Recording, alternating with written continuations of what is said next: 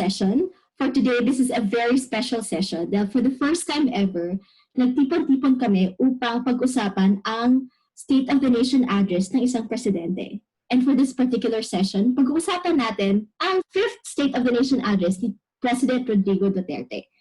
Sa aming session, pag-uusapan natin ang mga salient points ng kanyang speech, mga polisiya na may kinalaman sa ating ekonomiya at syempre bibigyan natin ng explanation kung ano-ano ang implications ng mga polisiyang ito.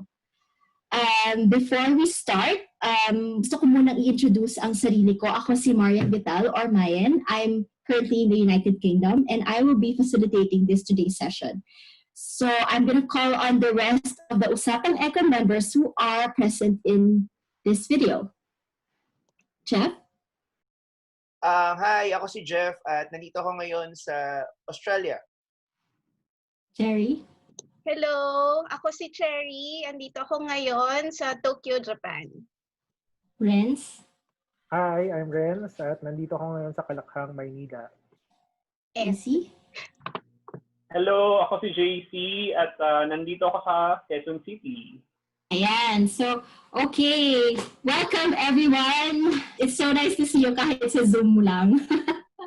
Alright. So, bago tayo magsimula, gusto ko ring malaman ng ating mga viewers na bagamat mahaba ang naging speech ni President Duterte at marami siyang napag-usapan, kaya naman para masimplify ang ating diskusyon, nagbigay tayo ng outline kung paano natin madidiscuss ang kanyang mga sinabi.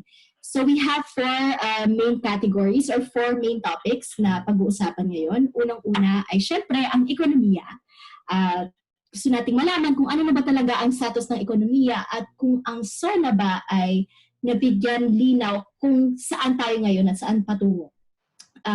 Pangalawa, nabanggit din ang kanyang mga accomplishments. So gusto nating isa-isahin or pag-usapan kung ano yung mga key economic achievements, milestones, kumbaga, at kung paano ito makakatulong sa ating ekonomiya. Third, of course, ang pinakamalaking issue, yung pandemic. Ano na ba ang naging response ng government? Kamusta na ba ang mga naging aksyon ng government? Ano na ba ang lagay sa pagkudba ng epekto ng krisis? At of course, kung natutugunan ba yung pangangailangan ng healthcare system? And of course, and how the government intends to pursue the recovery of the country, not just in the economic sense, but also in other aspects. So, we move to the very first topic, ang ating pinaka-favorite, ang state of the economy.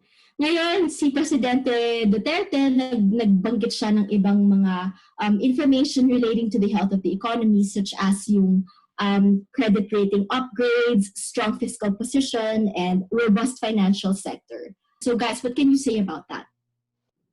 JC, Cherry, any thoughts? So sige, so siguro simulan natin dun sa fact na ngayon ang Pilipinas ay nasa gitna ng isang tinatawag na recession. So nasa recession ng isang ekonomiya kung dalawang magkasunod na quarters na lumiit yung ekonomiya natin kasi ordinarily ay lumalaki yung ating ekonomiya o yung tinatawag na economic growth. At nasusukat natin ito gamit yung GDP or Gross Domestic Product. Pero dahil nga nasa gitna tayo ng pandemya at hindi gumagastos ang mga tao tulad ng dati, hindi sila nagpupunta sa mall or kumakain sa restaurant, ay nabawasan yung paggastos nila. At yung output ng ekonomiya ay lumiit din. At simula nung nagkaroon ng lockdown nung March hanggang ngayon ay hindi pa rin tayo bumabalik dun sa level ng economic activity natin before. So, inaabangan lang natin yung datos for the second quarter pero kung dalawang magkasunod na quarters na lumiit yung ekonomiya natin ay masasabi mo na meron na technical recession. Unemployment din ay nasa all-time high, nasa 17.3%. And in fact, just from January to April ay nawalan tayo ng 8.9 million na trabaho sa buong ekonomiya. Marami nun ay sa services. Services talaga yung pinakatinamaan. At the same time ay meron ding issue tungkol sa hunger. So yung hunger ay nasa pinakamataas din since 2014. Sabi ng SWS. At kaliwat kanan, nakikita rin natin na yung mga businesses ay nagsasara. At marami na talaga nangangailangan ng tulong ngayon. So ito yung, I think, ito yung worst economic crisis natin in several decades.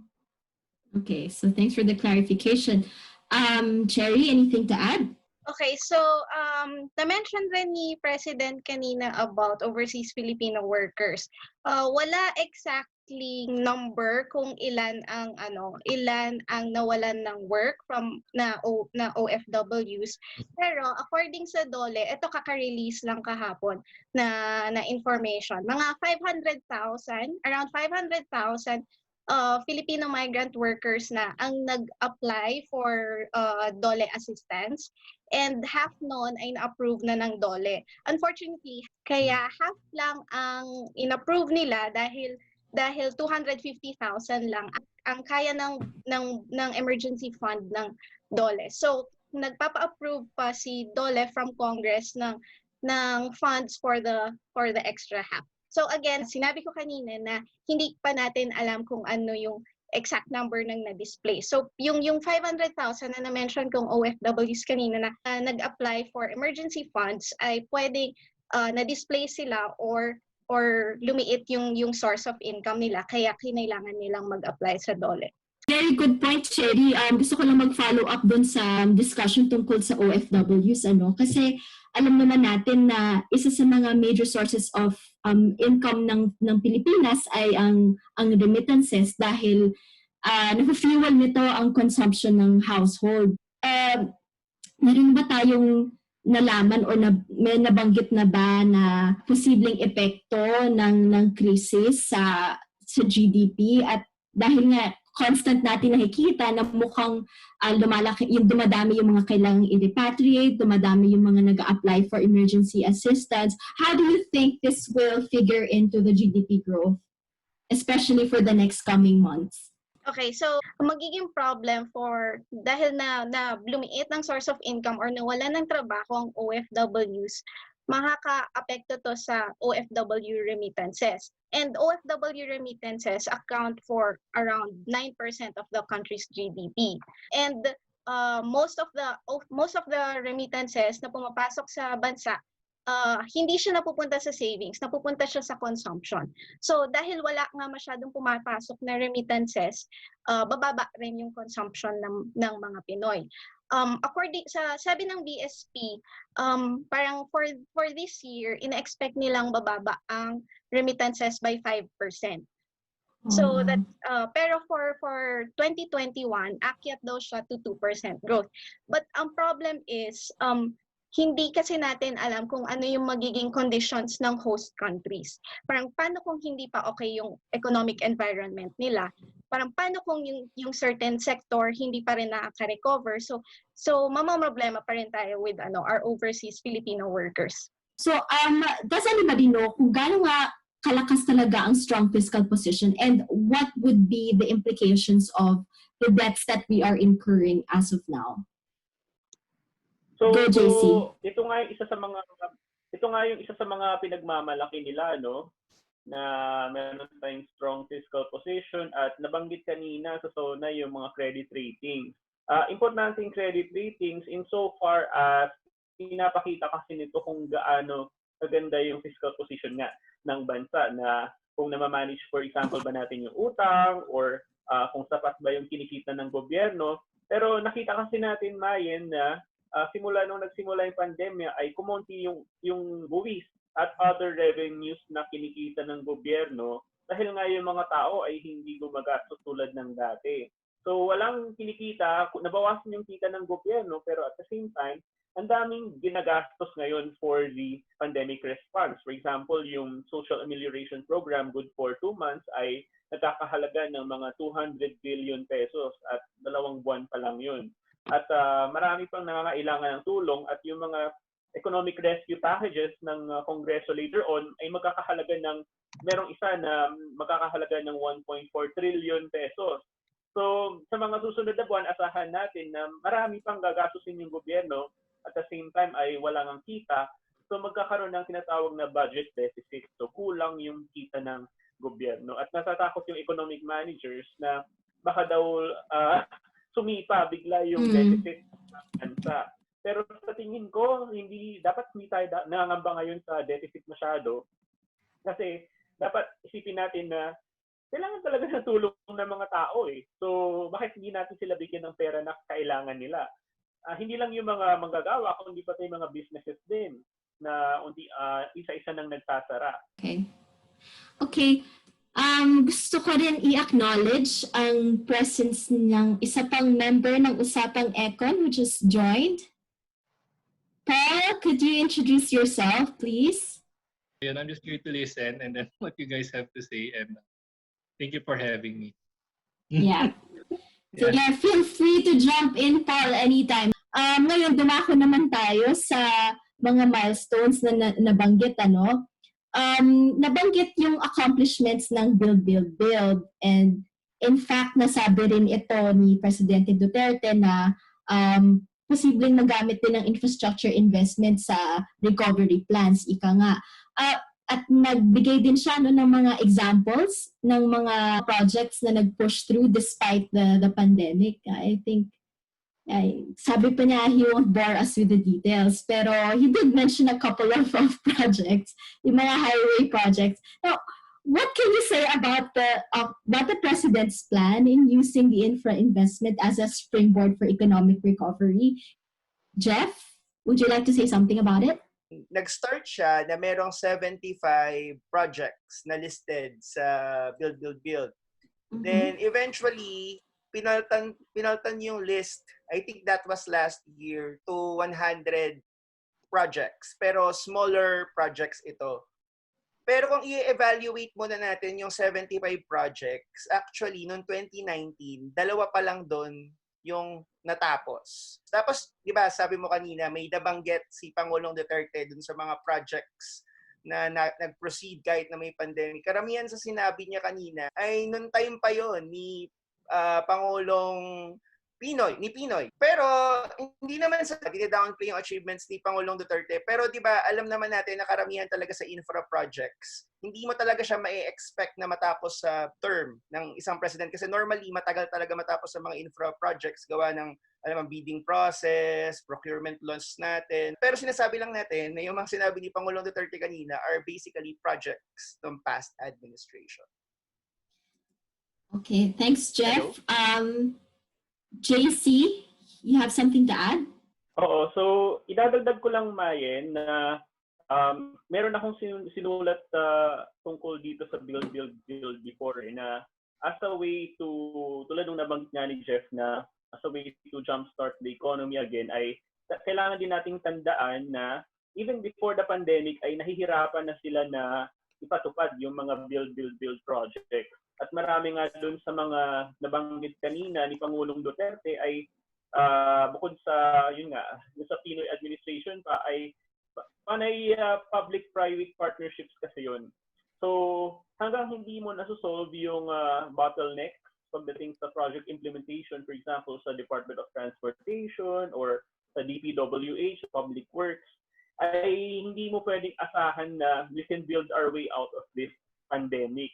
And besides that, ay kailangan din nating i-note na may mga proyekto kasi, itong mga infrastructure projects kasi ay ito yung favorite ng mga mambabatas kasi ito yung nasisingitan nila ng pork barrel allocations nila.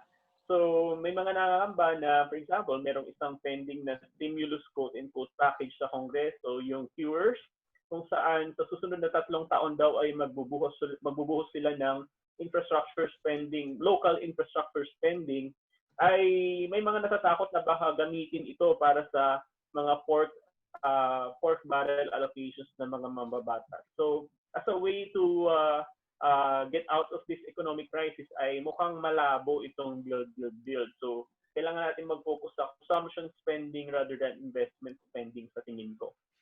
Hindi ba na-divert yung mga pera na nandun sa Build into the Bayanihan to Heal as One Act? I just wanted to know if any one of you knows or kind of has information about that. Ako siguro I can comment a bit. Sa tingin ko, hindi sila nakapag-divert ng pondo mula doon. And yun Okay. nga sa mga isa nga yun sa mga frustrations dun sa Bayanihan to Hilaswan Act na supposedly, di ba, emergency budget powers na Yeah. re-reallocate ng pondo mula sa mga proyekto na hindi naman kailangan muna Yeah. sa pandemic response. Pero hindi nila nagawa yun sa pagkakaalam ko. In fact, you might say na nagkaroon ng understanding ang gobyerno in the middle of a pandemic. At makikita mo yun sa maraming paraan. Kasi for example, dun sa pag-procure, for example, ng mga testing kits or mga personal protective equipment ay hindi naging sapat. So nakikita natin na may mga shortages pagdating sa medical supplies na ito na crucial sana doon sa pandemic response.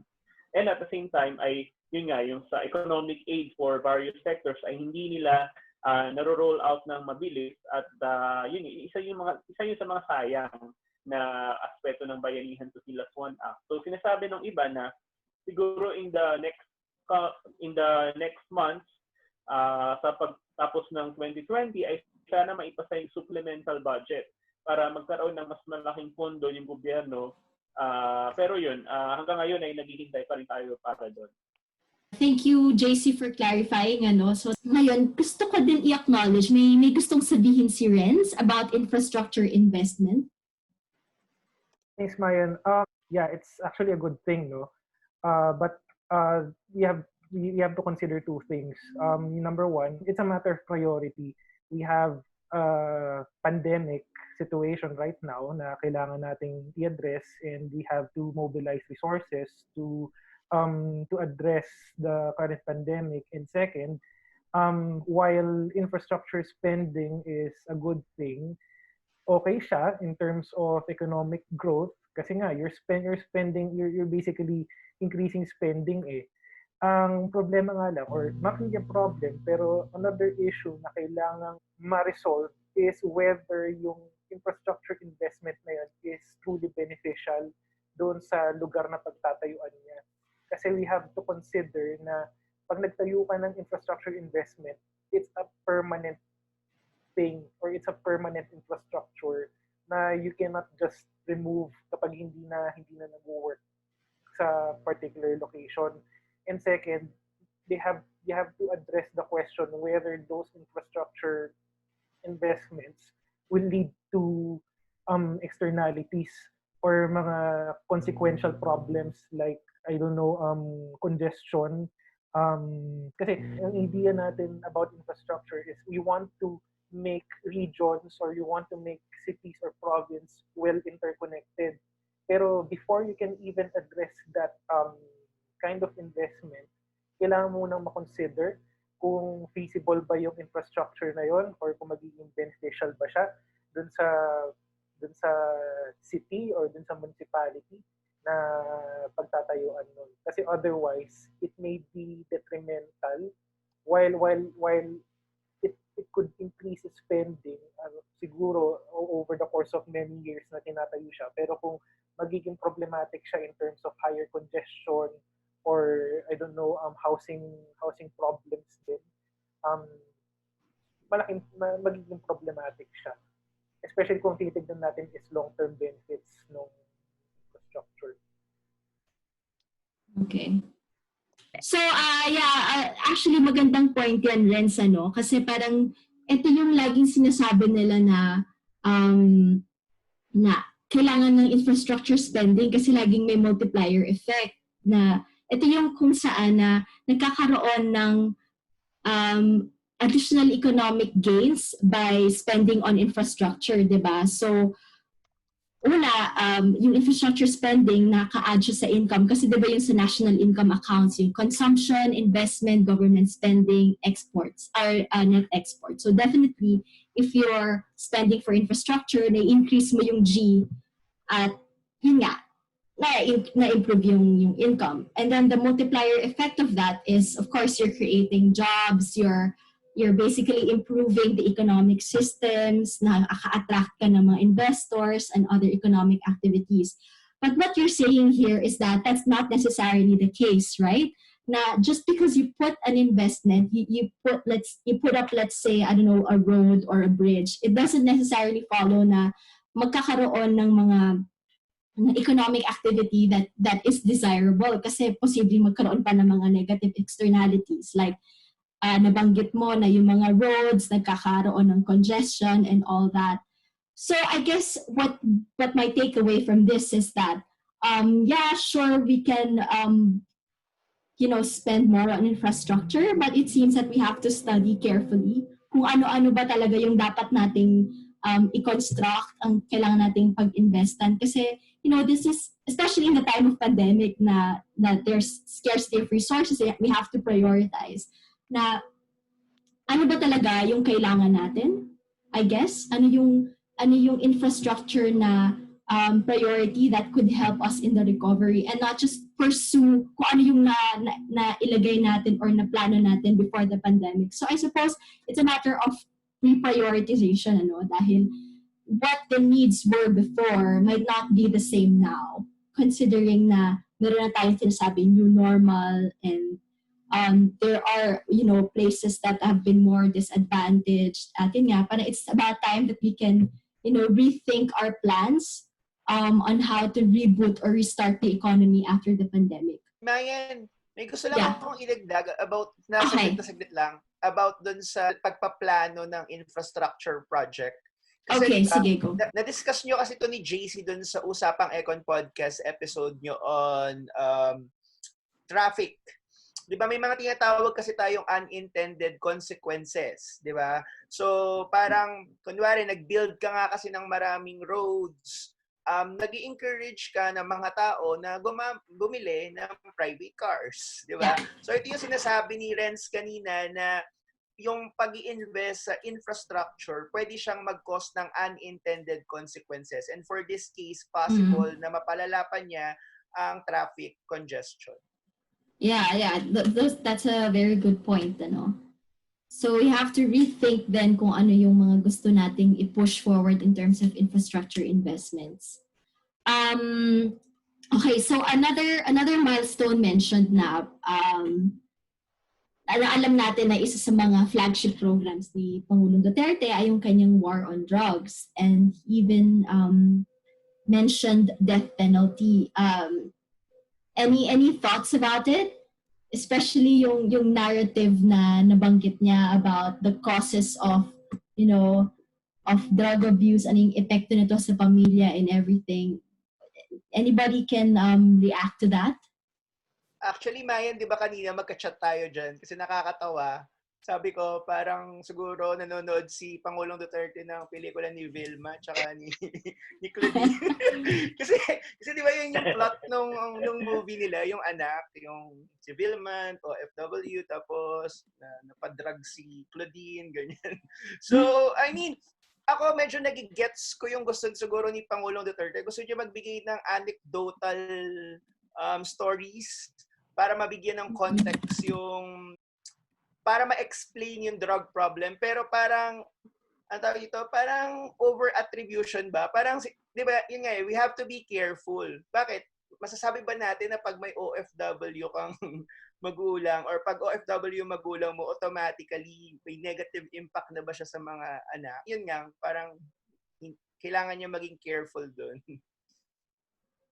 Yeah, actually, I agree, Jeff, tsaka parang, it doesn't really mention what is causing itong OFW phenomenon. Kasi parang, it's not really, it could be na may, of course, drug addiction, but I guess the most important thing na was not mentioned ay, of course, poverty. Kasi this is what is driving that phenomenon. I mean, marami ng studies about it. Rural to urban migration and international migration have been the survival strategies of families. Kasi kulang sa economic opportunities dito sa Pilipinas, wala silang trabaho, and it could be traced by so many factors, diba? Parang it could be because mas marami lang talagang labor supply kaysa sa labor demand. Yung mga skills natin hindi siya katanggap-tanggap or match dun sa kailangan ng industriya. Of course, maraming mga labor market rigidities, maraming mga regulations na kung saan pahirapan talaga bago ka makahanap ng trabaho. So I mean, maybe the drug problem is one part of it, but it's not the sole issue. And in fact, we could address so much of these other constraints in order for us to, let's say, keep our people here. And then maybe, para hindi ma-destroy yung family, or even, let's say, yung sinabi niyang narrative na para ma-prevent yung mga anak from, taking drugs. I mean, it actually requires a more complex or kind of a more comprehensive solution in addressing this drug issue. Okay, so isa rin sa mga naging flagship program ni President Duterte ay yung kanyang tax reform. I think, Mayan, na nabanggit yung CREATE bill kanina dun sa SONA. Ito yung CREATE bill, ito yung dating trabaho bill, na naging titira bill, tapos naging CREATE bill, na matagal na nilang pinupush to bilang sequel dun sa train law noong 2017, if you remember that. So ito naman, yung CREATE bill ay tungkol sa pagpapababa ng corporate income taxes. Yeah. So tax cuts for corporations. Pero sinasabi ng iba na bagamat in theory ay posible itong mag-stimulate ng ekonomiya natin, ay parang hindi ito magiging effective given the magnitude of the problem. Tsaka kailangan talaga i-prioritize yung tulong para sa mga mahirap, for example, sa mga manggagawa, at saka sa MSMEs. So, bagamat in normal times siguro may rationale itong CREATE bill, ay hindi ito siguro yung magpapa-jumpstart sa ating ekonomiya at this point. Ay, sorry. Pwedeng magdagdag lang Go. about CREATE bill. I mean, yung point ni JC, kasi di ba nag-release, I mean, isa ako dun sa mga faculty members na pumirma dun sa parang position paper against the CREATE bill. Kasi theoretically, gusto mong magbigay ng tax incentives, di ba?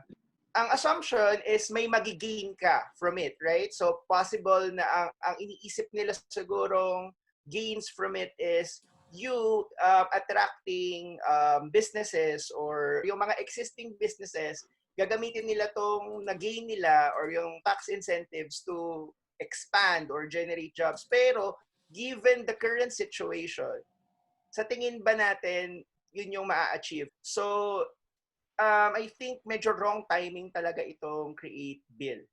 Saka, Mayen, magdadagdag lang din ako ng konti. Ito kasing CREATE bill ay magdudulot ng patuloy pang pagbaba ng tax revenues ng gobyerno. So, at the time nga na konti na nga lang yung kinikita ng gobyerno, ay biglang lalo mo pang babawasan with this tax reform measure. So parang hindi siya nakakatulong sa ngayon na meron tayong pandemya dahil marami nga kailangan gastusin, tapos lalo mong babawasan yung kita ng gobyerno. So kumbaga para lang i-amplify yung sinabi ni JC, kumbaga ito may sure loss. Tapos meron kang expected returns. Pero yung expected returns hindi mo pa sure. Parang yun yung problema mo sa CREATE bill eh. Sure na may mawawala pero hindi ka sure kung meron kang magigain. so it's really a gamble. Exactly. All right. So apart from tax reform, may mga iba rin nabanggit si Presidente Duterte. Siguro simulan kumain dun sa oligarchs kasi ito yung bukang bibig niya in the past few months, di ba? na parang sirang plaka na siya na puro oligarchs. So, pero nakita natin na mayroong real implications. For example, yung sa atake sa ABS-CBN, yung sa franchise rejection, na meron tayong article doon bilang as a group, di ba? Na ano ba yung economic implications ng franchise rejection, not just sa unemployment, but also dun sa macroeconomic picture, tsaka dun sa competition. So ganun, na parang sa tingin ko, bilang nasa gitna tayo ng pandemic, nakakalungkot na sa tingin ko parang mga distraction ito is na aasahan mo na ang i-discuss ni Pangulong Duterte ay yung pandemic mismo at kung anong pandemic response. Hindi yung mga ganitong nakaka-distract na issue. Kasi for example, yung sa salary standardization or sa free tuition law na parang matagal naman ng pinag-uusapan. walang value added. Samantalang yung mga tao, naghihintay sila ng concrete steps na ano ba yung gagawin ng gobyerno in the coming months pagdating sa pandemic. For example, yung Boracay closure, na bakit natin pag-uusapan yung mga bagay na yun. So, nakakalungkot lang na it's a missed opportunity, again, na pag-usapan yung ano ba talaga yung gustong marinig ng mga tao. Yeah. Tapos, actually, the same is true for the universal access to quality tertiary education. I mean, okay siya, pero ngayong pandemic, di ba? I mean, ang daming walang access sa online learning. So, maganda sana kung isa yun sa mga highlight ni Pangulong Duterte kanina sa kanyang SONA, di ba? Medyo, yun na nga parang it's one thing na yung mismong access ng mga tao sa infrastructure, but also yung mga schools, how prepared are they That's in true. That's true. conducting online learning classes? I mean, it's not just basic education, pati ang higher education din nahihirapan kung paano nila i-implement to. So obviously, yun nga, ang nakikita kong takeaway natin habang pinag-uusapan itong mga milestones, so parang bakit natin hina-highlight itong mga milestones na nakikita natin na mas may immediate need. And the immediate need is the response to the current pandemic crisis. So I think we should discuss then kung ano-ano ba yung mga nabanggit ni President na accomplishments at next steps with regard to solving the crisis. And in fact, he mentioned na that the country was able to withstand the headwinds by the pandemic. I mean, do you agree with that? And then could you also give your thoughts about kung ano yung updates niya given the government response, especially yung mga social amelioration programs, supports, COVID adjustment measures, and all the other things that he promised or that the government is doing to address these issues. Anybody wants to start? Renz? Thanks, Mayan. Yung statement about the country being able to withstand the headwinds by the pandemic, I'm not really comfortable with that stance na as if we are already winning the pandemic. Kasi it's quite evident that within the region, some of our ASEAN neighbors have already, to some degree, na-curb na nila yung spread ng pandemic or spread ng COVID-19. You have your typical examples like Vietnam. You also have Singapore. In Singapore, to some extent, kahit na medyo tumataas pa rin yung cases nila, they're able to manage, and they have systems in place para ma-trace, ma-track and trace kung sino yung mga infected. And as far as our numbers are concerned, I don't think we're there yet. No, parang we're not there. I think we're not there yet. No, parang the numbers are still increasing. And siguro, if the action has been prompt, yung first few cases pa lang, kung naging mabilis yung response natin, kung na-alarm na agad tayo na we are facing a pandemic that has never occurred before. So dapat doon pa lang meron ng sense of panic na, well, not really panic, pero dapat may sense of urgency na agad na, okay, we have to contain this. And in the short run, I'm afraid na I don't actually see where our country is going in terms of solving the COVID-19 pandemic. Kung ang batayan lang natin is yung number of cases na natatali every day, it's still a blur. It's still a blur to me kung ano yung magiging immediate solution natin, considering na wala pang vaccine or wala pang medical, wala pang na-discover na cure for the said pandemic. So yeah, it's a total blur, and it's quite unsettling na to say na we're able to withstand the crisis. Gusto ko lang dagdagan yung sinabi ni Renz. Actually, kanina, di ba, dun sa SONA, isa yun sa nag-caught ng attention ko. Yung parang, di ba, parang sinasabi dun ni Pangulong Duterte na na makakaasa tayo sa China kay Pangulong Xi Jinping. Yeah, yes.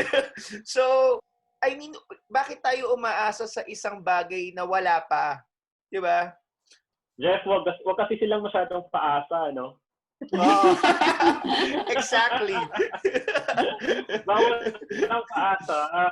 Yeah, Gusto ko lang din banggitin na na yun nga na kasi parang they're placing so much hope on this vaccine na to the point na okay yung mga classes natin, yung economy natin, parang we won't really restart or hindi i-anchor natin ang lahat sa pag-identify ng vaccines. Paano kung wala pa, kung hindi pa siya effective? So ano to, parang forever na lang ba natin tong how do we deal it and forever na lang ba tayo magla-lockdown? So parang actually it's funny kasi may mga countries na parang they don't have to necessarily like anchor their economic policies on vaccines before they started opening up. So si President, ang binigay ng example US, pero ang dami yung countries na nag-open up na, even without the presence of vaccines. Parang it's a matter of just curbing transmissions, okay, establishing a new normal, and very clear guidelines on how to address issues, contact tracing, and so on and so forth. Pero parang, I'm not sure, parang I don't think I've heard that, especially the contact tracing. Actually, nilitay ko kung sabihin nila yung chismosa, na mechanism. Kasi parang, I think, parang, wala na. Kasi diba, that has been proven as one of the more effective policies of many countries like Korea, Singapore, European countries. Ang pangit lang kasi ng tawag sa atin, di ba? Chismos. No, at saka ang dangerous kasi nga ang chismis not necessarily true. So, paano kung di pala totoo, nainis lang yung tao sa akin, so sinabihan akong may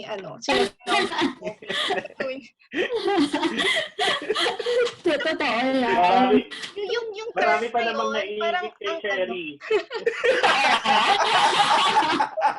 Kaya lang wala ako dyan. Parang dapat careful ang policy makers natin about the phrasing of the words. Pero yung ibang LGUs naman, nag-work naman yung contact tracing nila without using kailangan natin ng mga chismosa.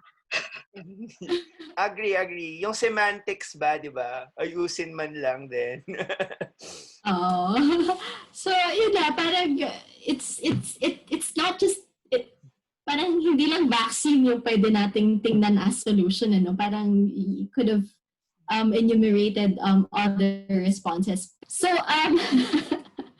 so yun na napag-usapan natin ganyan na hindi nga lang vaccine at contact tracing yung posibleng maging solusyon, And to be fair, the government has put in place a very stringent lockdown policy. And in fact, it's one of the earliest to restrict yung movement ng mga tao. But the thing is, how effective was the lockdown? And how do you think the government implemented it? Siguro simulan kumain na Okay. yung lockdown sa Pilipinas, isa sa mga pinakamatagal sa buong mundo. So yung extreme community quarantine sa Metro Manila ay tumagal ng 2.5 months simula nung middle of March. If you compare this sa ibang bansa ay hindi mo talaga kailangan ng matinding lockdown para ma-contain yung virus, yung disease, as long as umaksyon ka ng maaga. Kasi if you compare this, for example, dun sa ginawa ng Vietnam ngayon, isa sa mga pinakamagandang example ng early response sa pandemic kasi simula late January pa lang, early February, meron ng mga concrete steps na ginawa. For example, yung mga lockdowns nila as early as middle of February ay nagsimula na. Tapos yung mga restrictions to travel ay naging maaga din. So ngayon, yun nga, they're rebounding in terms of yung economy nila, samantalang tayo ay hindi pa. So yung lockdown, nakakalungkot nga na hanggang ngayon ay parang doon nakapako yung pandemic response ng gobyerno. Na for example, dumami yung kaso sa Cebu, nilagay nila sa enhanced community quarantine, at parang we're locked into this parang never-ending lockdowns na bukod dito, beyond this, ano ba yung gagawin ng gobyerno? Parang hindi naman pwede na lagi na lang tayong lockdown, di ba? At saka, di ba, yung lockdown naman kasi talaga, you don't expect na pag nag-lockdown, mawawala yung virus, di ba? Parang, kaya ka may lockdown in order for you to buy time, di ba? Para mag-contact tracing, para mag-mass testing. Kasi nga, ang gusto mo, yung ma-separate, yung mga nakakahawa, di ba? I mean, yung mga hindi nakakahawa, pwede kang lumabas, pwede kang maging gumalaw ng normal. Pero, yun nga yung nangyayari sa atin. May lockdown, pero walang maayos na sistema pagdating sa contact tracing tsaka dun sa mass testing. So, feeling ko, yun yung naging problema. Kasi parang umasa lang, yung lockdown natin, parang lockdown lang talaga. Na nagla-lockdown, baka gumaling, or gumaling na yung mga may virus, tapos papakawalan na uli. Hindi siya ganun di ba? Yes, So, you wanted to say something? Yeah, dagdag ko lang. If I remember correctly, Vietnam did not implement blanket quarantine policy. Parang that's true. Think they did targeted quarantine. Tapos along with that, they also ramped up their campaign. Yung campaign nila on social distancing, on hand washing, on using masks. Along with that, they also developed their own testing kits. So parang during that time, during those early days of the pandemic, naging prompt yung response nila in terms of testing.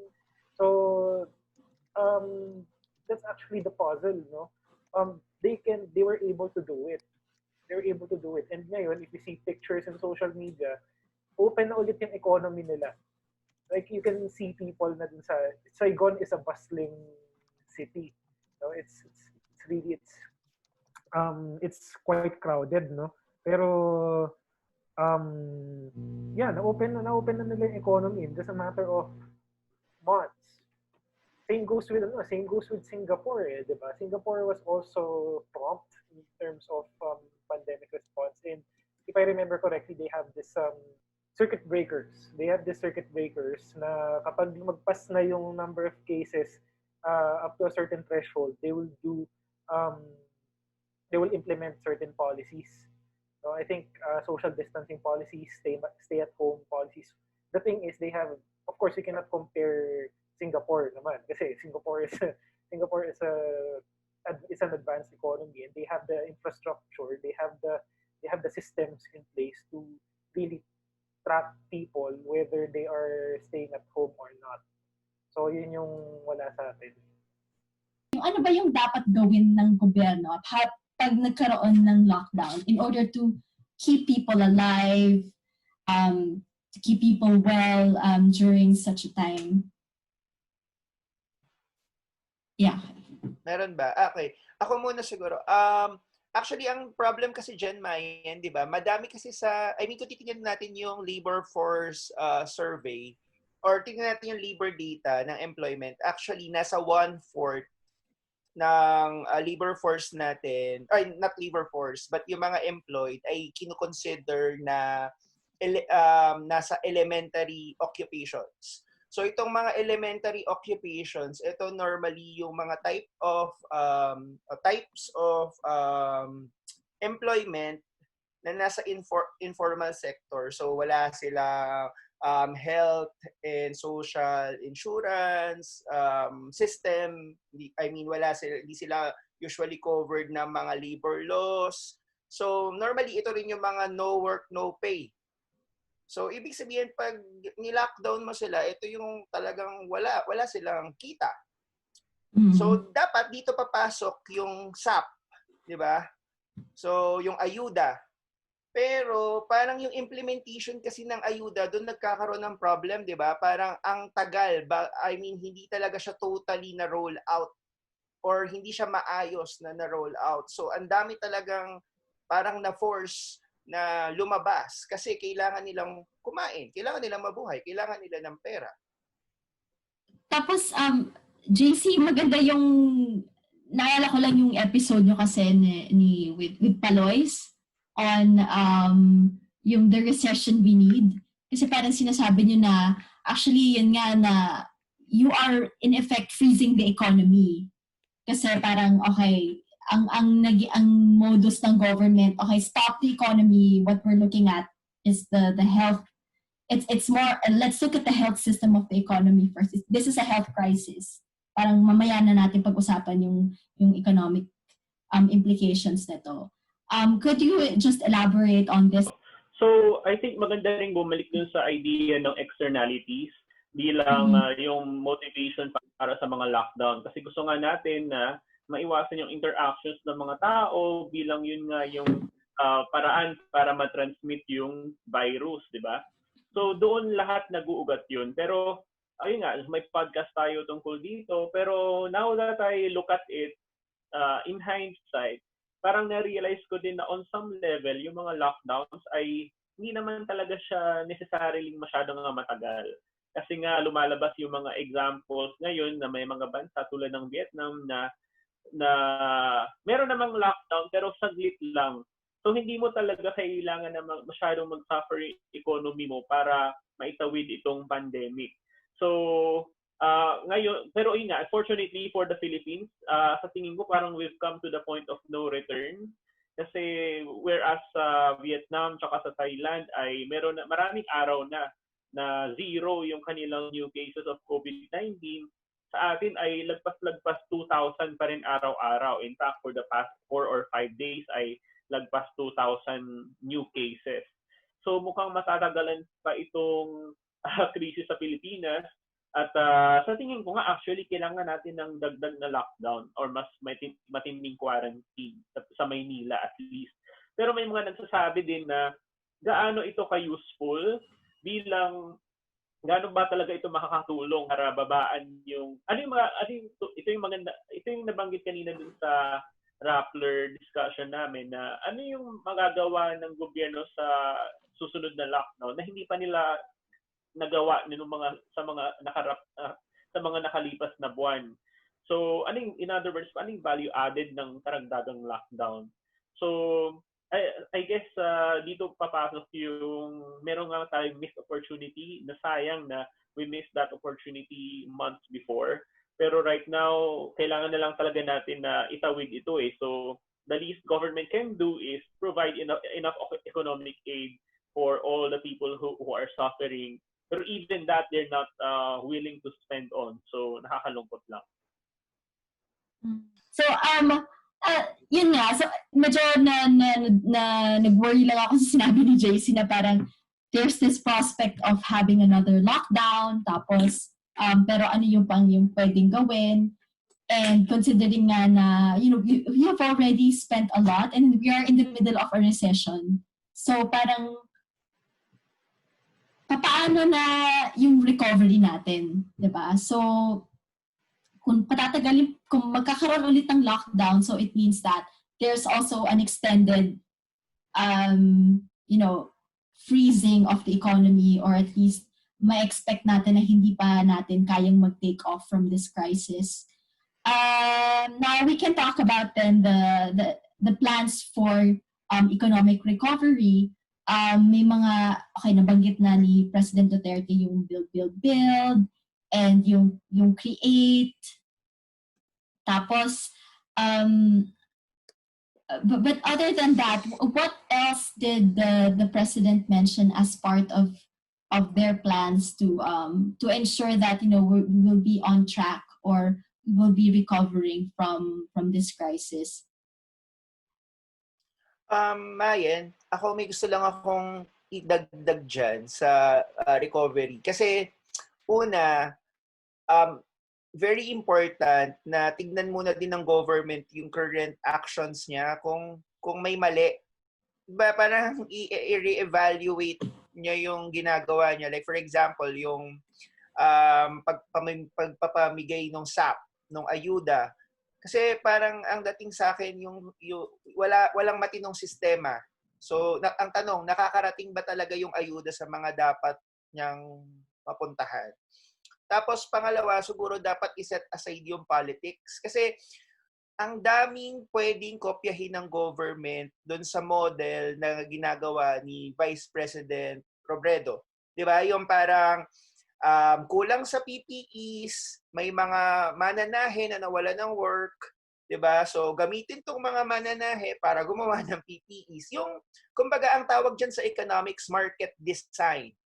So given na disrupt yung economy, i-design mo yung market in such a way na yung mga vulnerable sectors or yung mga naapektuhan itong pandemic, gamitin mo silang labor force para mag-create ng products na kailangan kunwari ng gobyerno. So, iset aside siguro yung politics, tapos kung ano yung, di ba sinabi naman yun ni Pangulong Duterte nung campaign, nung meeting di avance niya, di ba, na kung ano yung magandang policy nung kalaban niya, gagayahin niya. Tama, hindi lang yun ano. So marami ring mga innovative practices yung mga local government units natin na parang pwedeng scale or pwedeng kayahin.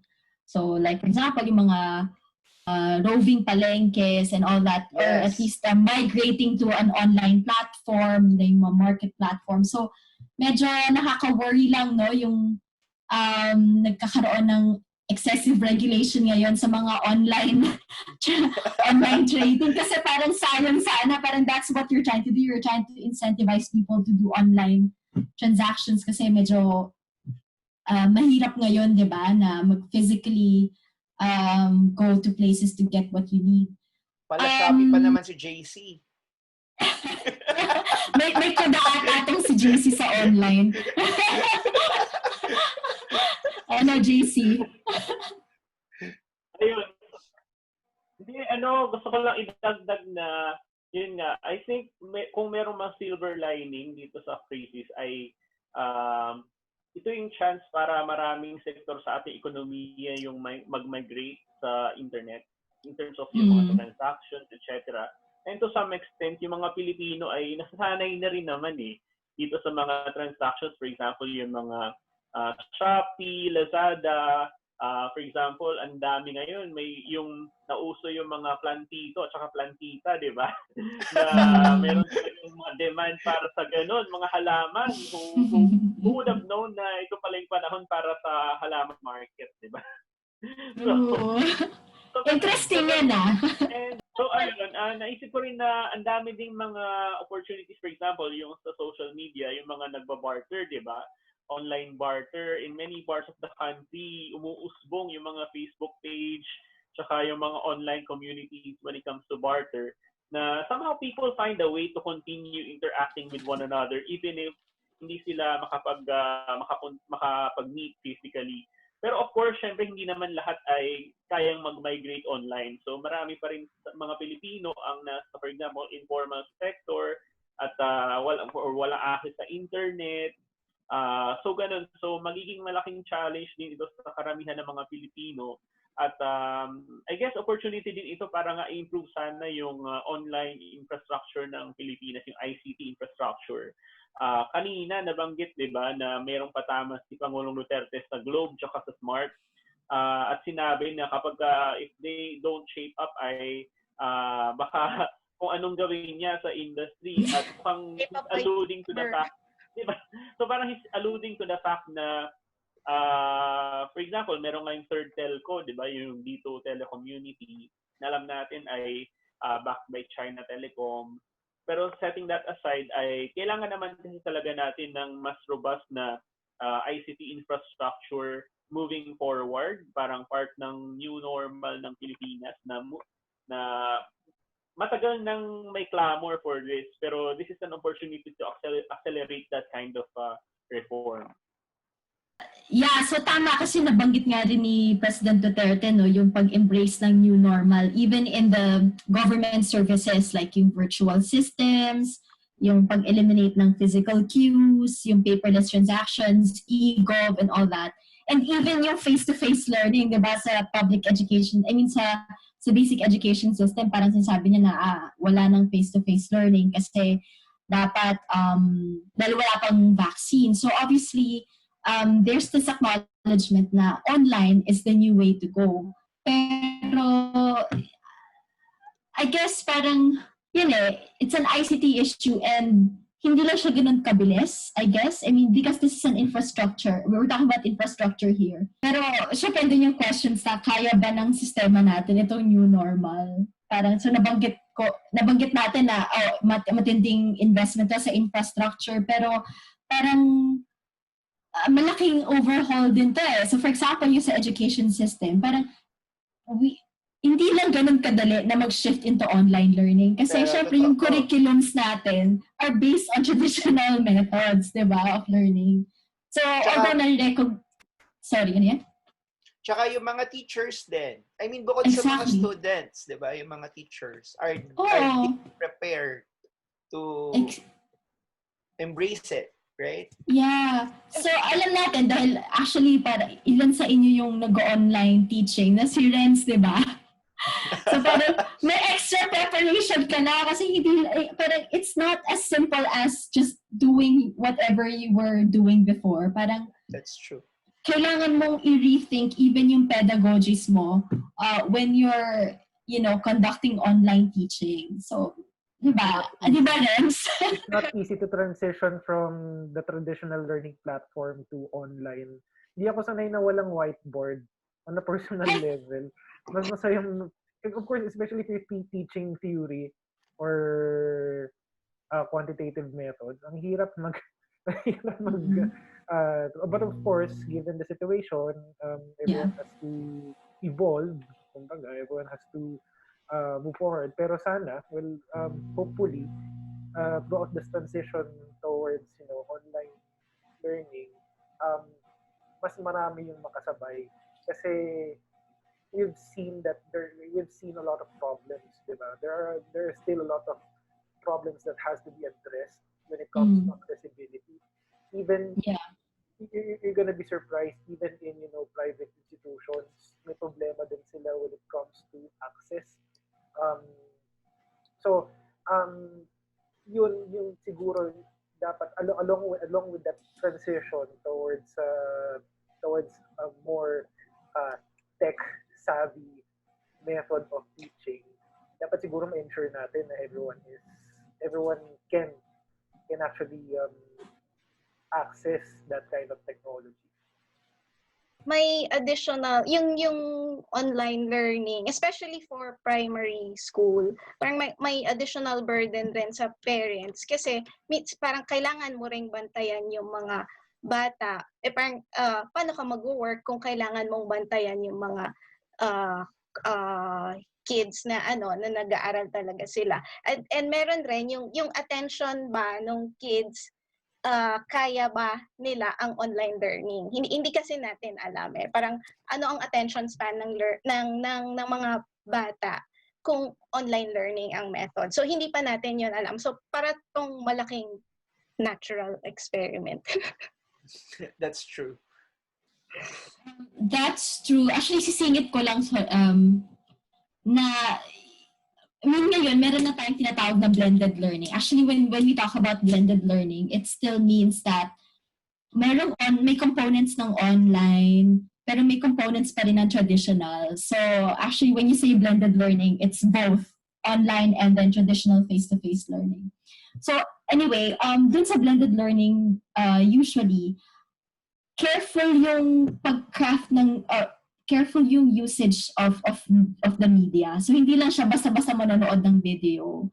So maraming aspeto yan to make sure na yun nga ma-cover yung attentions pa ng bata, maano pa rin ma-induce pa rin yung creativity and yung ma-engage pa rin yung bata in learning. Kasi iba yung nanonood ka lang versus yung na-engage mo talaga. It's not just about transforming, not just about translating everything into a Zoom sort of video conference call. No, it's basically redesigning everything such that you make sure that the students can really be engaged and hindi mo hindi mo sila nabobore at kayang-kaya nilang sumabay. Kasi ang hirap ng nanonood ka lang eh. So, yun, I mean, it's a really difficult situation. So naawa rin ako sa ating mga teachers at ating mga educators kung paano nila to and of course the families who have to purchase equipment, who have to have all these additional costs just for their children to enter into school. Kaya nga nakakatakot kasi 'di ba yung enrollment bumababa kasi parang not everybody can enroll and be able to access all these parang internet-based learning, di ba? JC, you wanted to say something? Yes. So, idadagdag ko lang Mayan na what really concerns me dito sa online learning, sa remote learning ay yung implications sa inequality. Kasi alam naman natin na sa Pilipinas ay spotty or hindi nga available yung internet sa maraming lugar. So, insofar as doon na nga papunta yung direction ng DepEd tsaka ng even ng CHED, so basic ed and higher ed, ay baka nga tumaas yung inequality later on bilang yung access niya sa educational materials ay highly uneven. And even before, di ba, ay may mga pag-aaral na nagpapakita na yung education system sa Pilipinas somehow contributes to inequality. What more now na merong ganitong klaseng digital divide na hindi basta-basta natin makocross. So that worries me din. And let's see kung paano masosolusyonan ito ng gobyerno. Pero yun, sana matapos tong pandemic para para hindi ganito kalala para kasi parang nagka-cascade yung mga epekto na hindi lang siya health or economic per se, kundi pati education ay sobrang nadamay na. So yun. Hi. Yeah. Imagine nyo kung anong rank natin sa next PISA. That is kung mag-join pa. If they will still join. Okay, so yeah, it looks like yun, marami pang kailangan gawin ang government. It's not just as JC has aptly mentioned na the effects of the pandemic have stretched out not just to the health sector but to various sectors as well. So obviously the economic activity apektado, yung MSMEs, education system. Kaya parang I think what we need now is a clear plan. And my takeaway after hearing the SONA is that I feel that kailangan mas klaro pa ang plano. I mean, because I can see that there are still a lot of problems. But siguro I'm not being overly pessimistic. Like I have seen yung mga medyo long-term proposals na parang, I mean, forever naman natin tong napag-uusapan like, yeah, let's support agriculture, upskilling, reskilling, retooling the skills of workers, fine. But the problem is much more complex than that. And I think, we should not treat this as business as usual. So we have to have a more kind of innovative way on how to address these issues and, really recover. But I guess recovery is, I don't know if it's, within eyesight. So, yeah, that's my takeaway. And I would like the rest of the members to also give their own takeaways, based on what they've heard from SONA and what they see right now as given the current situation in the country. Siguro ako muna, maikli lang to. Kasi 'di ba dun sa SONA, ilang beses binanggit ni Pangulong Duterte na parang no amount of preparation para sa COVID, para masolusyonan yung COVID. Parang ilang beses niya rin nasabi yung we are not ready at maraming bansa ang hindi naging handa sa pagdating nitong COVID. Pero sa tingin ko, ang takeaway ko, it's not really a question of being ready Kasi nga, wala naman talagang naging ready. Walang naka-expect nitong pandemic. Ang question is, ano yung ginagawa ng gobyerno? Na yun yung nakulangan ako dun sa SONA. Parang, siguro, mas okay kung ang tone ng SONA is an assurance na magiging okay lang ang lahat kasi ito yung nakalatag na plano. Cherry? Okay. Maikli rin yung sa akin. So, asan na nga?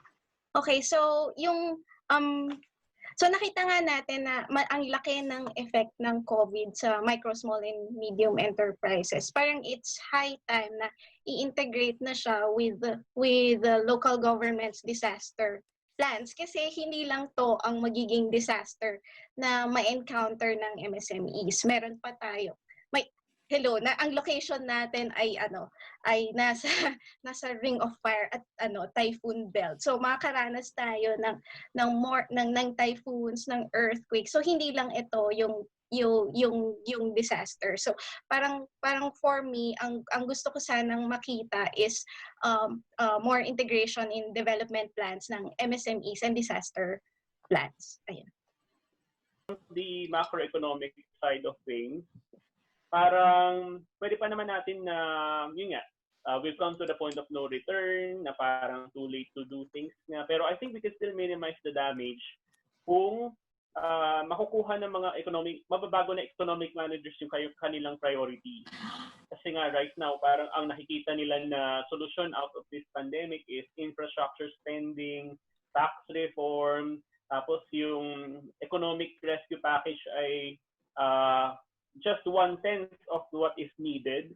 So, kung baguhin lang ng economic managers yung thinking nila, we can still get ourselves out of this economic crisis. Pero they have to do that as soon as possible.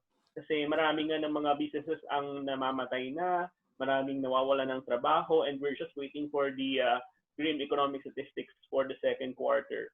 And let's see. Let's demand that they change their priorities for the sake of the majority of Filipinos. Renz, what about you? Siguro i-reiterate ko lang yung na-raise na rin kanina. What we need right now, given this crisis, is reassurance. Reassurance that something is being done, something is working. Something is being done and something is working. Kasi nga, sabi nga ni JC, we're already at the point of no return in terms of kung cases lang din naman yung basis, wala. Andyan na yan. Siguro at this point, what we needed to hear siguro is, as what Mayan has said kanina, na we need something concrete. We needed something that's gonna work. Or hindi naman din kasi, of course, we know countries na meron silang nagawa, meron silang model policies na pwede naman nating kopyahin. But yeah, going back to my point, I think a little bit more reassurance would have been comforting, kumbaga. So, yun guys, thank you so much. Sobrang productive na session na to. It was actually quite fun, Yes. When we're just discussing, tapos at least it also gives us an opportunity na makapag-meet together and give space for economic analysts kasi usually, di ba, parang puro lagi political na lang yung napag-uusapan. Of course, magto 2 years na rin ang Usapang Econ. Yay! Yeah, yay! And in the almost 2 years of partnership, we have, of course, welcome 2 new members, si Renz and si Cherry. And of course, we've begun partnerships with other media companies as well, like Puma Podcast and Core Theory Multimedia, who have been helping us with our podcasts and video explainers. Kaya naman, dumami na rin yung mga produkto na na-offer ng Usapang Econ Team. And guys, of course, to our followers, we have a lot more in store.